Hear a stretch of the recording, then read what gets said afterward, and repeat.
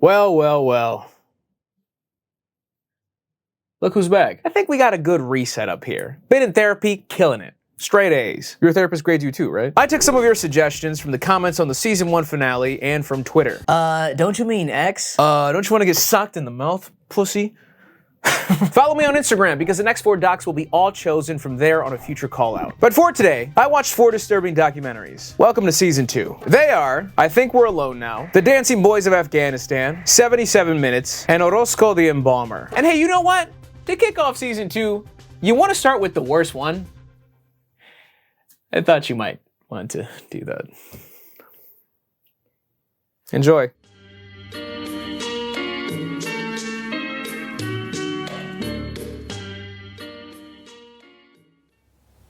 Well, that wasn't a very nice welcome back. You know, I've actually known about this doc for a very long time now. Probably longer than most of the docs I've covered. Shout out Horrible Reviews, my goat. I must have came across his disturbing movie reviews like around 2015. And I don't know why, but I always remembered the fact that he covered Orozco The Enbalmer. I think it's because he described what it was, and I couldn't believe that that just existed out in the world, and it was accessible. And more importantly, that he watched it. And now a decade later, look at me. Look into my eyes. They've changed, haven't they?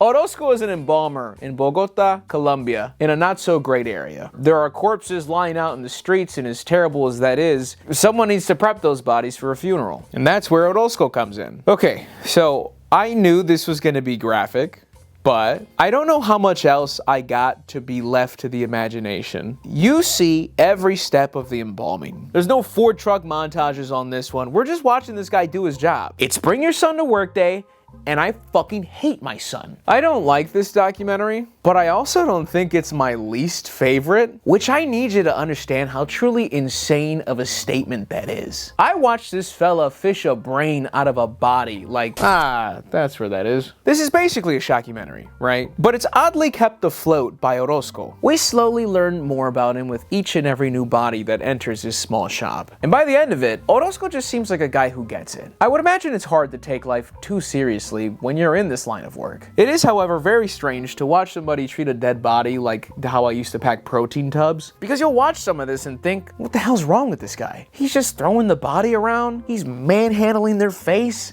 Have some respect.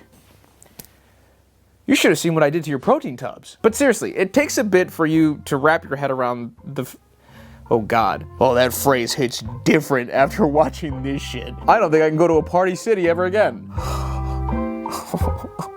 But it's crazy to think that this is just a job to him. He takes pride in his work and he wants to do a good job. If he messes up, that's bad money. But he's not like grieving over every new client. He's got a system in place. He's been around the block. And I don't know, I just can't seem to get this kidney out. They don't know I know this. He has bad days just like us. He complains about another company's involvement and how shit of a job they did. We got embalmer beef. There is an app carving someone up mean, talking about my bodies don't decompose for a whole month. Fuck Orozco know about that. See, not a lot of people think to cut this part right here. Yeah, I'm not a lot of people. I'm really in my bag. I'm like that. I'm genuinely sorry if you think I'm being distasteful, getting so much comedy out of this. But I'll just be honest, my brain doesn't know where else to go after watching this. This is the doc. Embalming people. It's actually kind of fucking boring. And at one point, depending on the person, obviously, you become desensitized to what you're watching. You know it's real, but it also seems so natural. Like the embalmers aren't killing these people, they're prepping their bodies. Some of them in worse shape than others, with great care and detail so loved ones can look at them one last time. I wouldn't dare call it beautiful, but it is necessary. I will say, I do enjoy the music in this documentary. It's usually this slowed down, more dreary, I want to say like salsa or cumbia, but I think the genre might be something else entirely. It reminds me of La Boa by La Sonora Santanera. Does that help? No? Have I lost 90% of you? It's just on a loop, slowed down, and at the end of the doc, we learned that Orozco passed away, which is sad, and they're talking to the neighbors, asking what happened. He didn't take great care of himself after an operation because he was hurting himself picking up all the damn bodies. And the woman talks about a poster that she put up for him. And they run up to the poster, advertising his funeral, and this is the only time in the doc that the song finally picks up and plays at its regular pace. And I don't know why that worked for me, because it all of a sudden gives you this vibe like, yeah, That was Orozco The Enbalmer. Celebrate his life, talk about him. I don't know, man, I probably sound insane. I'm sorry this is the first doc. What else do I have written down? Some guy compliments a dead woman's feet, and Hitler is mentioned.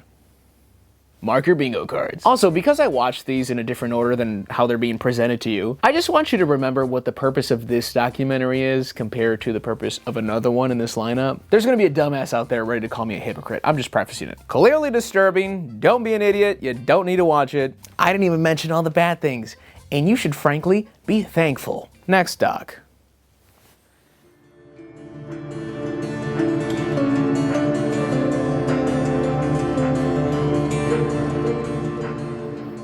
Hello.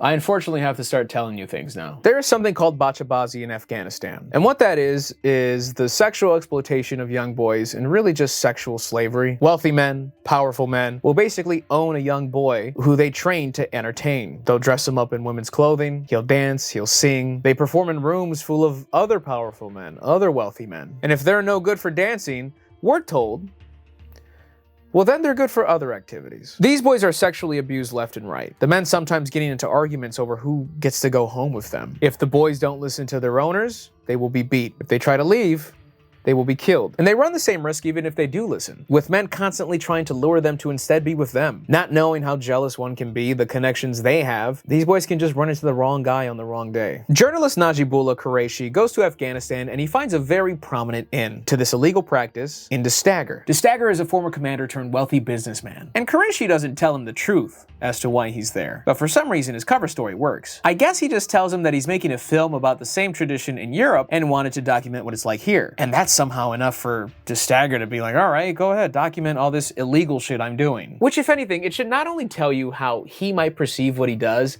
but how protected he feels having this be out there. Because we meet prominent man after prominent man, all bragging about their boys and how they lust after them. For example, Rafi here helps train the dancing boys. And oh look, he's on a fucking billboard. Mastery here was a senior commander in the Northern Alliance. He had a boy until he was married, but says if his wife allowed it, he would keep a boy. And by the way, let it not be understated the potential danger that Qureshi and the crew are constantly in. If their cover's blown or they start to raise too many red flags, they're brushing shoulders with warlords and drug barons. And not only that, but at least some, if not all the police, are in Dastagir's back pocket. Having personal security escort him around says that he could run up 100 men in a minute if he needed it. So out of curiosity as to why nothing's being done about it, Qureshi speaks with the deputy chief of police, and the chief reassures him that if the people engaging in bachabazi, if these people are caught, they will be punished.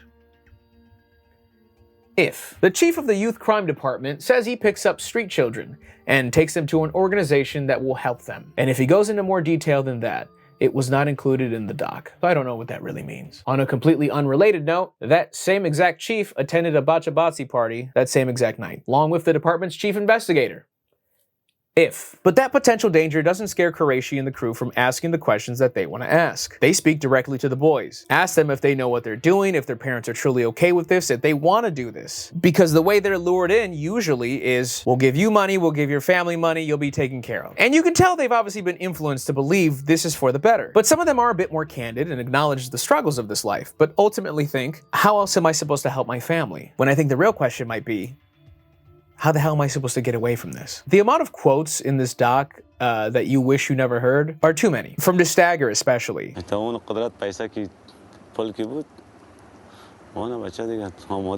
This is coming from a man with a wife and 2 young sons. I am glad that when one of these guys give a vague answer to Qureshi, he will just continue to prod. He wants intentions to be made clear, he wants specifics, he basically wants you to incriminate yourself and leave no doubt. Now, Dastagir will specifically target street kids. Kids who have nothing, their parents have nothing, and we're told their parents agree to let their boy go with Dastagir. Reason being is, as far as he tells us, is that he gives the families money. Which, as far as I know, that's not disproven, but also I don't know how much contact these boys even have with their families after this. How the hell can they even confirm this? One kid just straight up tells us that his family has no clue what he does. Like, the doc opens with Dastagir pulling over and picking up an 11-year-old in about 30 seconds time. He peeks into this what looks like a barbershop. I would think looking for his parents to ask them, but I don't know if he sees nothing. I don't know if he knows somebody in there. But he brings him back to the car. And 11-year-old Shafiq is now locked into this terrible life without even knowing it. Destagger will abuse him, train him, and have him be abused by many others until he's no longer wanted,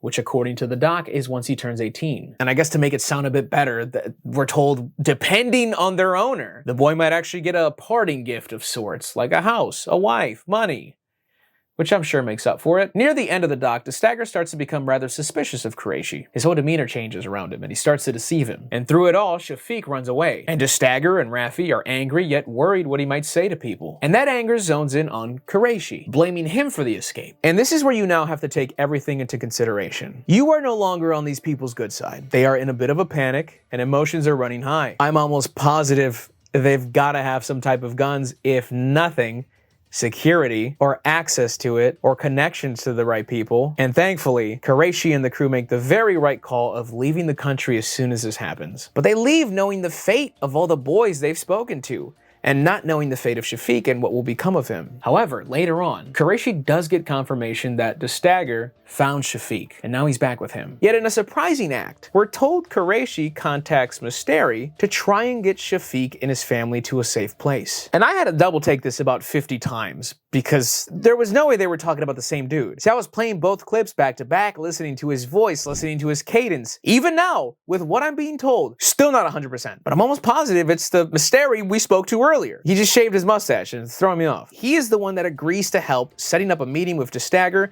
and it's agreed to return Shafiq safely to his parents. Remember, Mista had connections too. Qureshi later flies back to Afghanistan to confirm his safety, and he finds him with his father, interviews him, and the instant difference in his tone, demeanor, ambition says that he wants to help the other boys. We're left with an update message, which is partially positive. It states that as a direct result of this film, detectives from Kabul went to Takhar and they arrested Rafi. But Destagger fled before their arrival, and his whereabouts are unknown. And that's what we end off on. It's a rather short doc, just about 52 minutes, but I think it's kind of perfect. There's no fat, no stone left unturned. We don't belabor the obvious. We let a lot of the interviews speak for themselves. We don't excessively over-dramatize. It's informative, concise, and bold. For what this doc is, it works very well. It is very clearly disturbing, especially when you manage to infiltrate this world and hear a man talk about taking the innocence of thousands of kids with a smile on his face.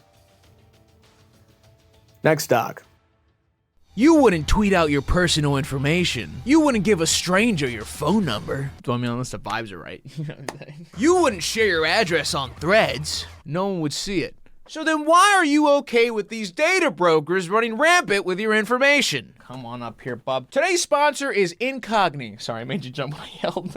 These gosh darn companies are... I hate it too. These gosh darn companies are selling your data, and then scammers try to pull a fast one with you because they have enough information to get their foot in the door. What's time we close that door? Take their foot along with it. Well, at the very least, their shoe. Why shoe now? What size are you? Incogni scans the internet for your info and reaches out to data brokers on your behalf to remove it. And if you find your info out there somewhere, with Incogni's custom removals feature in the unlimited plan and family unlimited plan, just directly point to any People search site or other website, and one of their privacy agents will take care of it for you. Just go to incogni.com/MrGG or use code MrGG for 60% off. Incogni helps wipe yourself off the internet completely. They can't harm you if they can't find you. Click the link below to claim your 60% off and get your personal data off the market. And thank you, Incogni, for sponsoring this video.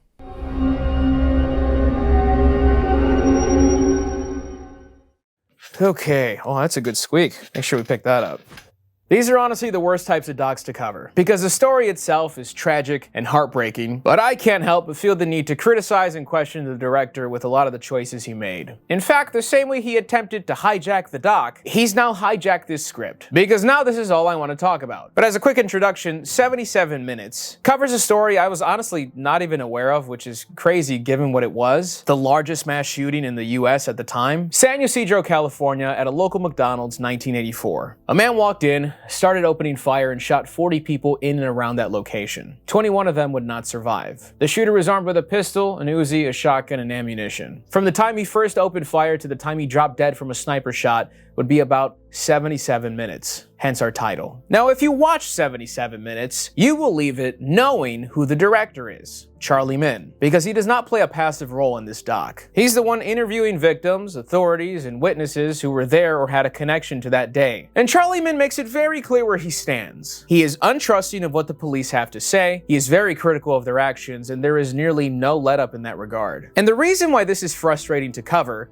even watch, is because of the way Charlie conducts his interviews and the choices in his presentation. I want to make it very clear off rip, I believe there's more than enough room to acknowledge and criticize the missteps that authorities made that day, absolutely. But I very much disagree with Charlie's aggressive stance and frankly, hate his line of questioning to authorities and victims. There are over a dozen horror stories told and they are difficult to listen to. I'll touch on a few just through addressing my issues with the doc. Number 1, Charlie says he did not want to include the name of the shooter in this doc, which he didn't, because he didn't want to give that name any notoriety. He questions if killers would do some of the things they do if they knew their name would be censored and buried away, which I genuinely have no issue with that train of thought. I will respectfully also not mention the name for this review. My problem with him saying this, however, is then the presentation of his documentary. This thing is graphic. We see bodies on the floor, we see injuries, nothing is censored. You immediately, upon beginning the doc, see flashes of the victims lifeless on the ground. Later in the doc, a reporter talks about how he watched police film of the inside of the restaurant after the shooting and how he wished he hadn't. This then prompts Charlie to show us what I believe is that very footage, which by the way, he's been flashing snippets of already up until this point. And then he does this for about 4 minutes straight.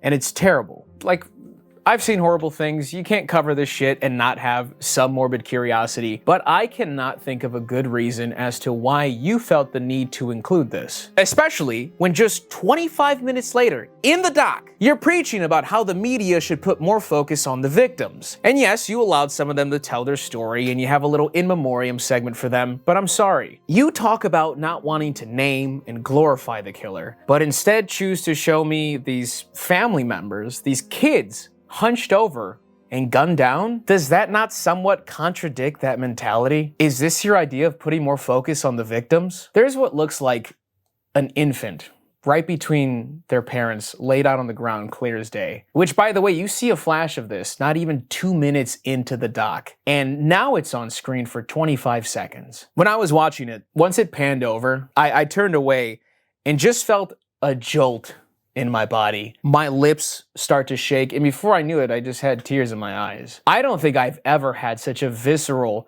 just instant visceral reaction to any doc in this series. And it bothers me because it feels like you included this just because you were able to attain it. Like at the very least, we should have had a warning or censoring should have been included. And I also don't want to hear that, oh, this is just reality though. This is what it is. We got to show you this. The people need to see what happened that day. No, they don't. Especially not to this extent. There are hundreds of documentaries that are able to convey how truly horrible something was while simultaneously keeping the viewer engaged without just showing you the archive footage of a fresh crime scene that I'm sure a lot of those docs have at their disposal. I don't think it's inherently bad to show crime scene photos or footage, but there's a way to do it. And just popping in the cassette and letting it autoplay for 4 minutes, I don't think is the way to do it. Number 2, I think there is a certain craft needed to effectively interview people. And since you decided to shoehorn yourself into the film to almost pin yourself up as the hero, asking the hard-hitting questions as we got zoom-ins on your face during the interview for whatever reason, I think it's fair game to say that I think you very much lack that craft. Charlie attempts to grill the authorities and lure them into over-defending themselves. Like near the end of the doc, he's speaking to Jerry Sanders, the former SWAT commander, the man who was apparently giving the quote-unquote red light and green light for the sniper to take out the suspect, questions raised on how long that green light took to be issued. And the question Charlie comes up with near the end of the interview is, do you feel you got away with something that day? Which, just for starters, doesn't even make sense in his line of questioning. Like, yes, I did. Oh no, you've done it again, Charlie. You fooled me. Jerry's defended his decisions along with his officers' decisions damn near the entire interview. So what a stupid, redundant question to ask. It's like the equivalent of clip farming. That, or he had the questions written out, didn't read the room, didn't read how the interview was going. I was like, I'm just still gonna ask it. even though it's dumb. Because it's not only once again Charlie being overly aggressive in his questioning, but what responses are you expecting to hear? So many of his questions are akin to leading the witness. It's like he's dying for these gotcha moments during the interviews, but he lacks the patience and skill to even come close to one. So he dolls it up as best as he can in the edit to make it seem like he did something, and I can assure you he did not. If anything, your framing of everything makes me want to defend the police in this situation. You gave me the opposite reaction you were looking for. Like, there was a moment that Charlie got where Detective Miguel Rosario, the first responding officer on the scene, does say something just awfully stupid, the way it's asked, that to his knowledge, for 77 minutes, law enforcement did not know people were being murdered, even though it's acknowledged by many, including other authorities, that there were people dead outside. People that police attempted to provide aid to but were driven away by gunfire. I genuinely have no idea why he said this, nor do I even want to credit Charlie for whatever the hell this answer was. And number 3, in the same vein, I don't even like how you interview the victims. Carla here was a baby during this tragedy. Her parents were shot, and she was also shot multiple times and miraculously survived. Want to hear the stupidest fucking question ever? If you had to tell the shooter one thing, what would that be? I mean, Jesus, dude. Poor woman forces out an answer for him. Like, at the base of it, it's just a bad interview question. It's also just kind of insulting. In this example, he's speaking to Albert, who was a worker there at the time, turned police officer. He was shot 5 times by the shooter. He then crawled down the stairs into a closet to hide with other employees, and he survived. And I just want to show you this clip. How did you do that despite being injured? I just a will to get out of there, to try to stay alive. Oh, that's amazing. I don't know what else to say. Good for you. If that's not guts, let's get rid of that word. I understand you were a great football player. Did that athleticism help you think? Yeah, that was great input. And an even better follow-up question. It's almost like we could have cut that out. I'm genuinely surprised you kept it in. I would have cut it if I said it. Hey, do you think you survived this tragedy because of your slant route? Thankfully, Albert basically ignores the question and proceeds to focus on the fact that he just desperately wanted to survive. And because you can't leave the dock without a final reminder of who made it, Charlie leaves us with a final outro letter before the credits hit. And it stinks. Surprise! He runs through thoughts and questions that have already been discussed ad nauseum. Could better tactical judgment have been shown? Yes! They talk about how SWAT changed the way they approach these situations after it happened. They wish they had better tools, technology, and training to better tackle that situation at the time. An outro letter like this should be addressing something else that you watch the doc and you're like, but I didn't get to say this. You said all this shit already. What does this final note achieve exactly? He pretends to fence it and then snidely doubles down on his feelings that were clear as day during the doc. This just comes off like a don't forget about me. Charlie's like that boxing ref that keeps stopping the fight, warning the fighters about dumb shit because he wants them to know, hey, it's my ring, my rules. I know all you lovely people came here to see this, but they can't do it without me, just saying. Fucking fight. There really is an interesting doc in here, but I just cannot recommend this one. I'm sorry. And yes, it's obviously disturbing to look at standalone footage of the aftermath of a massacre. No. Next doc.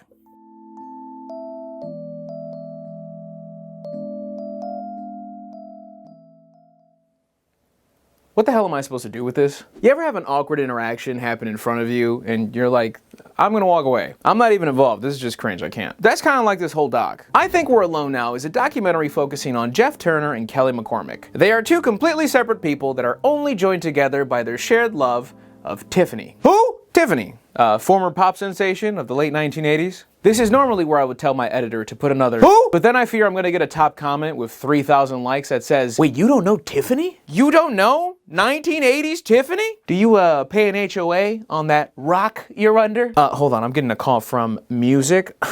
It's for you. Jeff and Kelly love Tiffany a lot. Some would say everybody would say an unhealthy amount. We learn about their lives, how they came to be, why they're obsessed with Tiffany, and we just follow them out in the wild for a bit while they do stuff and things. Both of them are engrossed by Tiffany, but I do want to point out the differences that I see between them. And by the way, off rip, we're told that Jeff has Asperger's, so he can be obsessive about things and he very much lacks social skills. I'm actually not sure if we're directly told Kelly's situation, but the level of obsession she has is clearly concerning. Now, Kelly's love for Tiffany came to be after a coma she was in for over 2 weeks. Apparently, and I might use that word a lot today, especially with Jeff, because he says some shit where it's like, I don't think that's how that happened. Really don't think that's how that happened, Jeff. So apparently, Kelly saw a beautiful woman with her during her coma. Then she wakes up from the coma. The family member gives her her Walkman. The way the story's cut up, it sounds like almost immediately the Walkman delivery before she's even debriefed that she's been in a coma for 16 days. Just waking up, no immediate panic, seeing your family with tears in their eyes. Everybody Wang Chung tonight. Hey, you guys know the words. Come on, everybody Wang. It's popular in 1987. It's topical. I did my research.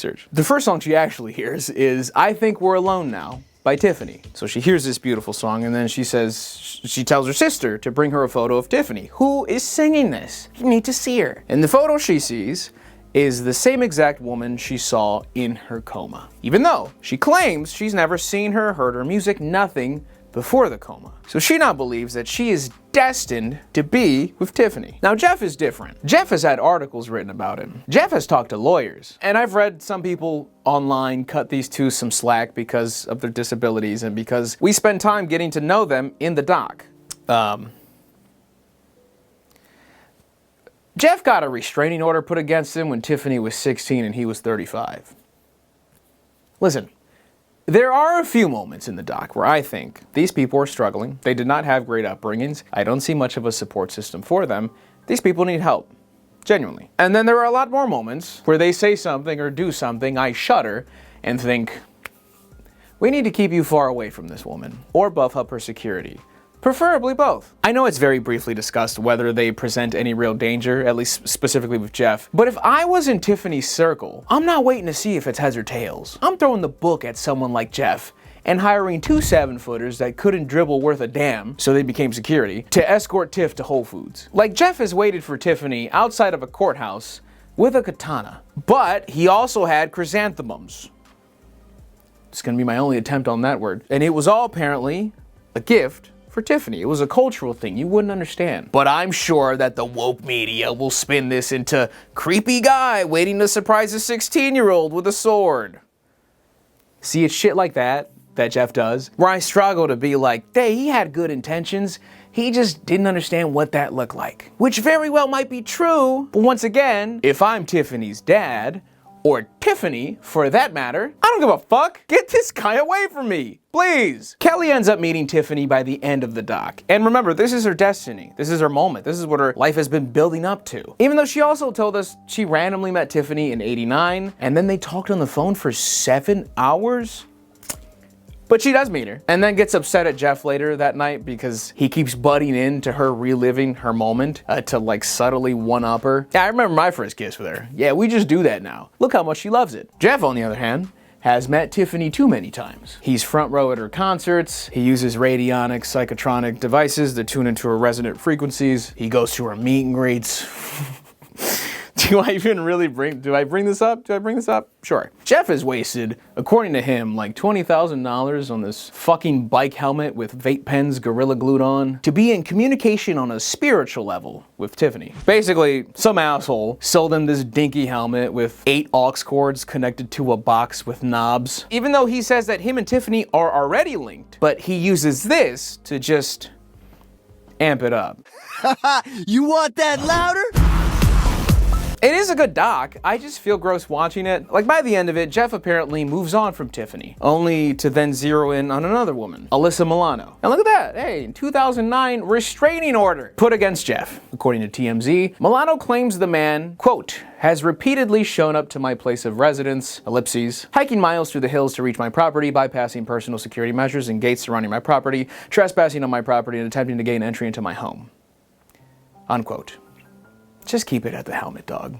This isn't good. Before you mention it, I know there were small follow-up videos on both of them as recent as 2023, made by the same director, Sean Donnelly. Jeff unfortunately had a diabetic coma. He miraculously survived even though he was at one point considered dead, and he tells us he still very much loves Tiffany to this day. Kelly, on the other hand, has moved on from Tiffany. She stopped drinking, she still loves to work out. She was actually married for a bit, but her wife was unfortunately killed in a car accident. And to finish the update, some piece of shit is currently catfishing her. Kelly believes it's this woman sending her these racy photos, telling her she loves her and just so happens to be constantly asking her for money. Kelly even sees a news segment talking about that very same woman in the photos she's receiving, having her photos leaked online and used in catfishing scams. But it seems like she still hangs on to the thought that this is her and just wants to be with her. Is it disturbing? Yeah, but in the realm we've worked with, I would say rather tame. Shout out Tiffany, I guess. Oh, also side note, since I didn't know who that was, I went to go listen to like her top 3 most listened to songs. And if you guys enjoyed the return of Disturbing Documentaries, please leave a like, subscribe. I got more content coming your way. Remember, you can follow me on Instagram. That is where the next Disturbing Documentaries call out will be. Gamer subs, code Mr. GG, 10% off anytime. Shout out to my lovely patrons. They are the absolute best and they get monthly exclusives. They try. I try. And as always, I am Mr. GG and I am out.